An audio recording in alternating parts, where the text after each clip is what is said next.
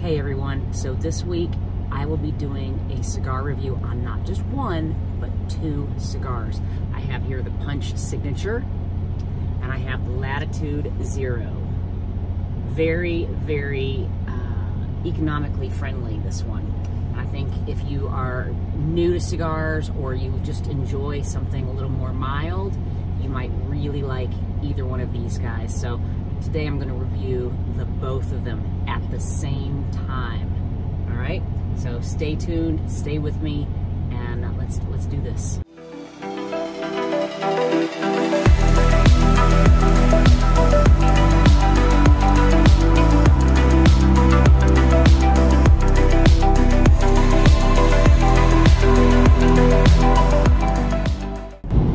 All right, you guys, so let's get this video started with a couple things out in the open first. First of all, this week was supposed to be a video on Night Rider merchandise that I have recently gotten. Just some cool little stuff, some pictures, and some neat stuff. I was going to show that to you because I haven't really gotten to do a bike video, right?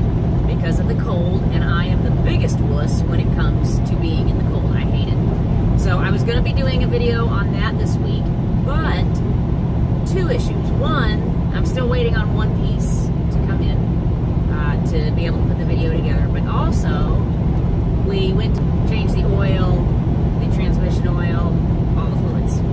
So I had gone off to the gym, and my dear, kind, wonderful husband had started the oil change and fluid change right before I left. Now, obviously, it's usually a 45-minute job. It really doesn't take a whole long time, but when I got back from the gym, he was still working on it. And long story short, he had emptied all the fluids out and then realized that my primary cover, I have a clear primary cover on my bike, and its gasket had literally sealed itself to my transmission cover. This thing felt like it was welded on. It was not coming off. We even risked damaging not only my transmission cover, but also some of the bolts trying to get it off.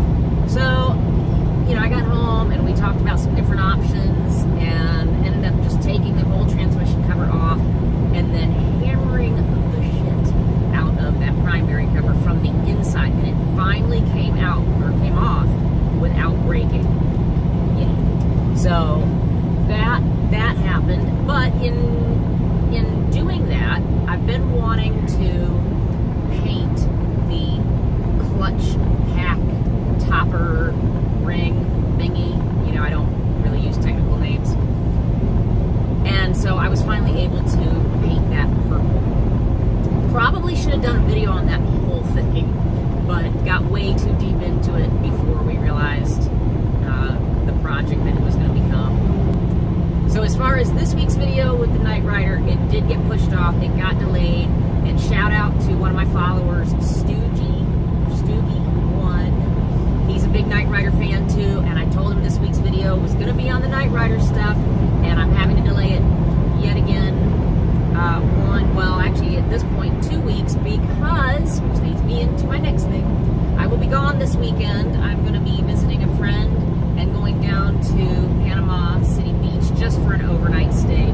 I may try to do a video down there just of, whatever we get into and being on the beach, having a couple drinks. If I do, that video will come out next week at its normal time on Friday.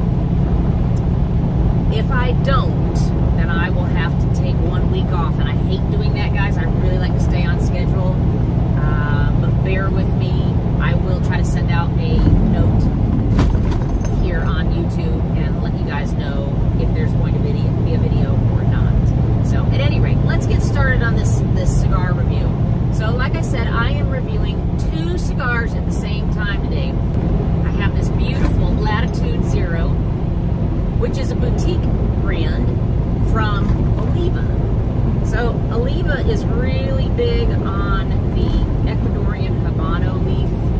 I think they're probably one of the few brands that really use it. And they have a true master within the industry, Raul Isla, and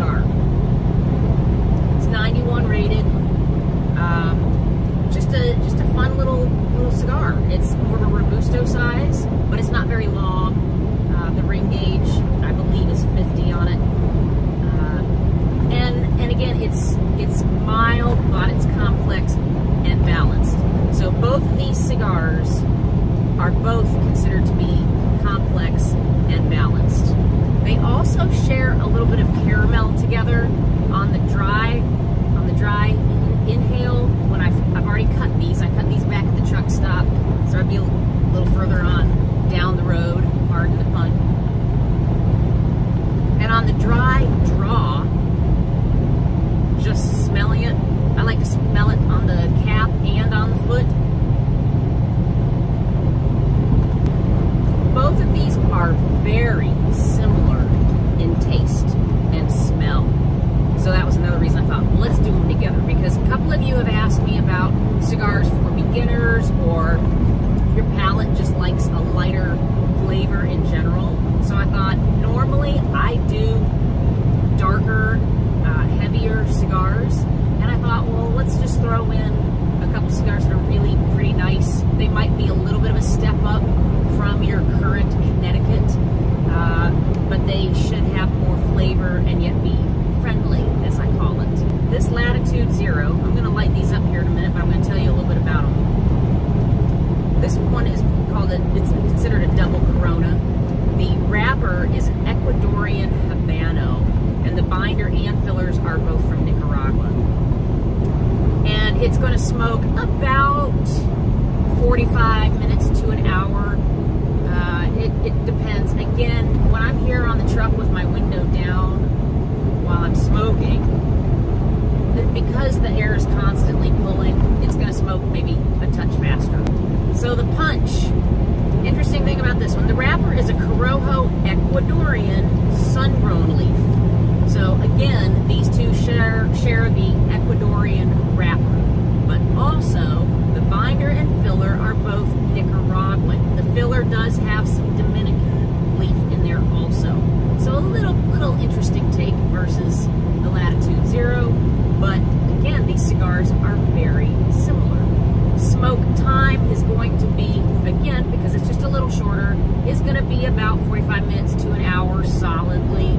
We'll see how they both do in the truck, and I'm going to show you how I smoke two cigars at the same time. The reason I like to do this, you guys, is because it helps differentiate the flavors. If you're able to smoke two, which I don't always recommend to people, both for cost and for your own comfort, but if you're able to smoke two, even just take a draw off someone else's. If you and a friend are having two cigars that are different, if you take a draw off of theirs while smoking yours, you are going to pick up very different flavors. That's where you're really going to be catapulted into the flavor stratosphere. Because when you're smoking one, you go, oh, it tastes like a cigar. Oh, there's cedar. Oh, there's leather. All the kind of normal flavors you're going to taste. But when you compare it directly against another cigar, boom, that's where you go, oh, wow, that's what raisins taste like, or that's what caramel tastes like. So it's a really good idea. Punch is known because originally they were a Cuban cigar. Punch was very big in the Cubans. And then I think it was around 1969, stuff was happening with Cuba. I'm no historian. I'm not even going to try to explain it. If you are, you'll know what I'm talking about. Something about an embargo or something. I'm going to pull a blonde moment. I don't know. Punch moved to Honduras. So their origin is now all Honduran. But they bring a rich history with them. They've been around a long time, and they really do a nice cigar. So let's get started on these. Let me get these guys lit up.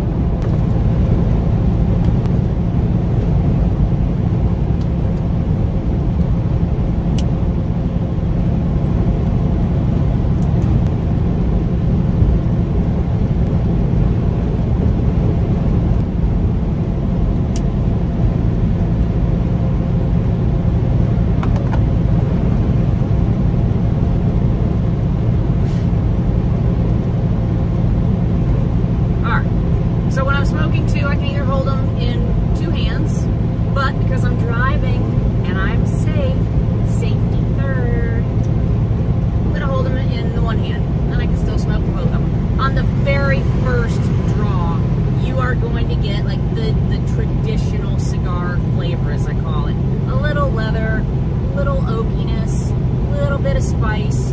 The punch has perhaps just a touch of pepper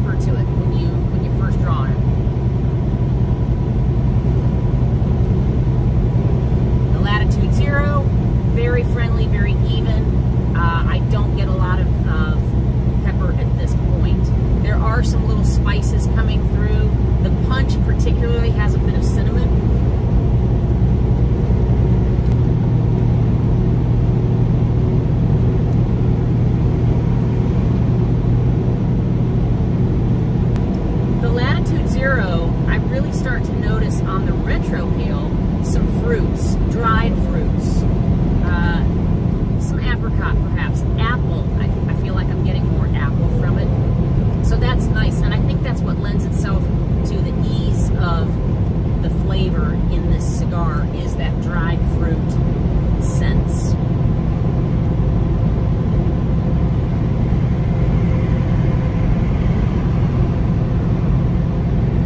The punch brings more woody flavors to me, like oak. Not really moss, but earthiness. An oakiness and an earthiness on the retrohale. A little on the back end of the draw, but then through the retrohale, you really kind of get that sense. The Latitude Zero on the tongue rub or the roof rub really gives me a nice sense of cedar. Really, really bright noted cedar, and I like that. That's one of my favorite flavor profiles. It just lends itself well to all the combinations of flavors you can imagine.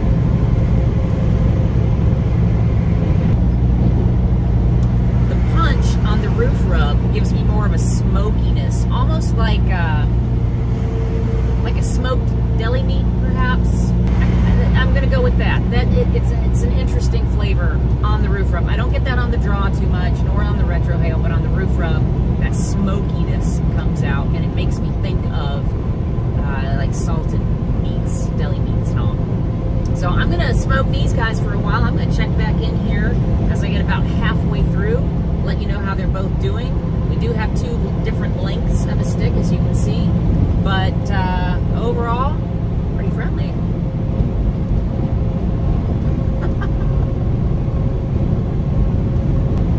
Alright, so I'm getting into the halfway point, and you can tell they're both burning pretty good. This punch is really holding on.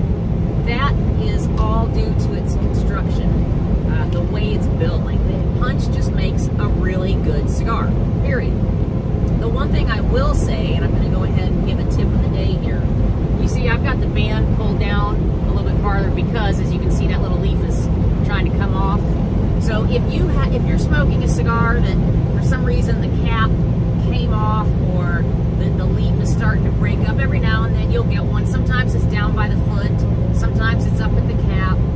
If it's on the cap, I will, if I can loosen up the band, I'll just pull that band down, which kind of holds the leaf together. The other thing you can do, especially if it's down by the foot, is you can take chapstick. Okay? Bear with me on this.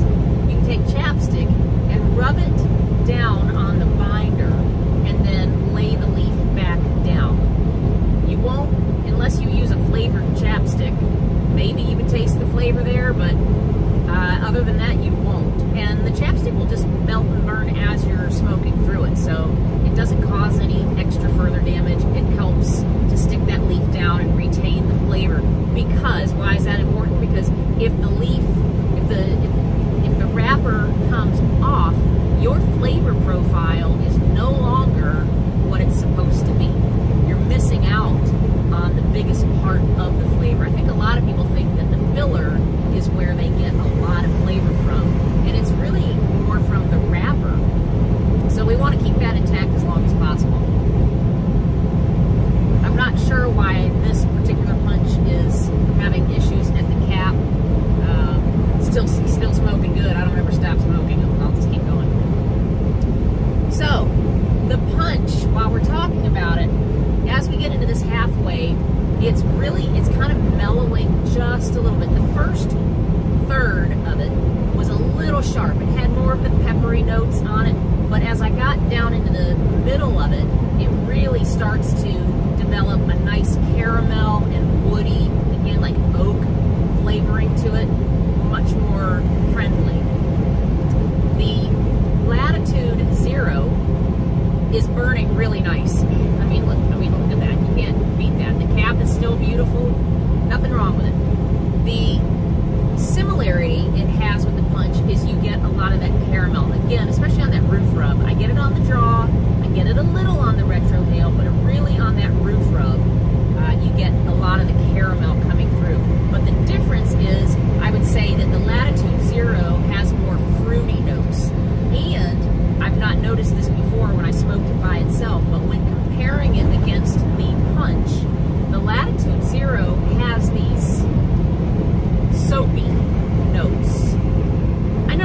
weird. Bear with me. It's like a good sudsy flavor. That's not going to make sense until you taste it on your own. It's not like you're washing your mouth out with soap. No, it's not like that. But it's, I don't know. That's the first thing that came to mind was, oh, soapy sudsy, and it was good. It was really good. So, still very much enjoying these two. The draw on both of them is very nice, very even. You can definitely get a range of flavors all through the cigars. Also today, I thought, you know, other than the tip of the day, I thought I might talk momentarily about cigar ratings. Sometimes you might hear me say, like I said, that the Punch was rated 91. What does that mean? Okay, so Cigar Aficionado is a big magazine. It's a big deal in cigars. And they put out yearly a ratings edition. So cigars are rated up to 100. Your good quality cigars are going to be high 80s and into the 90s. Every now and then you'll see a 98 or 99. I don't think that I've seen a 100. I'm going to have to look into that. I might do some research on that.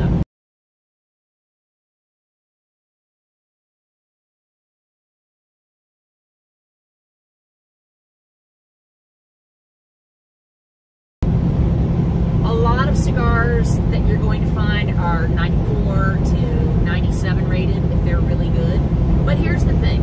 Here's where ratings are subjective. Someone might smoke a given cigar, let's say this Latitude Zero. They go, oh, it's fabulous, I'm going to rate it at a 92. Somebody else might smoke it and go, I hate it. I would never smoke that again. So when you're looking at cigar ratings, I like to think of it kind of like clothing. If you buy Versace, that would be like your 97, 98 rated cigar. Now, that might not be a particular style you wear. Maybe the shirt has a god-awful print, or maybe it's one of those things you see on the runway these days that doesn't even make sense. You'd never be caught dead in it. But you know that the overall construction of that shirt or pants or whatever is going to be really good. The quality of material they use is really good. The stitching is going to be tight. So that's how I kind of like the cigars. A 95 rated cigar is like a really well-built piece of clothing, a high-end luxury piece of clothing. But I might not like it. It might not be for me, and that's okay. So I know there's another YouTuber that has his own ratings system, and it's not a numbers, it's names, you know, like delicious, you know, nasty, like, you know, he's got his own. I'm not ever really going to put that on. I'll let you know if I like it or not and who I think it would be good for, but cigar smoking really comes down to your own flavor palette, where you are in your cigar education, and your experience with them, and what you like. Bottom line, what you like. So I always would say, if you see a cigar that looks like something you want to try it. If you love it, it doesn't matter what anybody else thinks. You will find some cigar snobs in some cigar lounges, and it's not that they're mean, but they might look at somebody smoking an acid and go, ew, acid, you know, and just automatically think that person doesn't know cigars very well. And they might not, but maybe that's just what they like. I started out smoking the acid Blondie Bellicoso, and I used to love that stick. I used to love it. Man, it was good. It was well built, had an interesting flavor, very good. Now, if somebody handed me one, I would smoke one, but I wouldn't go buy one. So, but that's how my flavor profile has changed and what I appreciate in a cigar. So, stay tuned.